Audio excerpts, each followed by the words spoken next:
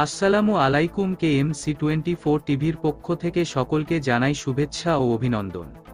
সাবেক বিচারপতি মানিক আটক। আপিল বিভাগের সাবেক বিচারপতি AHM শামসুদ্দিন চৌধুরী মানিককে আটক করা হয়েছে। শুক্রবার 23 আগস্ট অবৈধভাবে পারাপারের সময় সিলেটের কানাইঘাট সীমান্ত থেকে তাকে আটক করে বর্ডার গার্ড বাংলাদেশ বিজিবির 19 ব্যাটালিয়নের অধিনায়ক লেক কর্নেল আসাদ উন নবী যমুনা নিউজকে বিষয়টি নিশ্চিত করেছেন। তিনি জানান, কানাইঘাট উপজেলার ডোনা সীমান্ত এলাকায় রাত 9টার দিকে এক ব্যক্তি অবৈধভাবে ভারতে পাড়ি দেওয়ার চেষ্টা করে। সে সময় টহলরত বিজিবির সদস্যরা তাকে আটক করে। পরে জিজ্ঞাসাবাদে জানা যায় তিনি সাবেক বিচারপতি শামসুদ্দিন মানিক।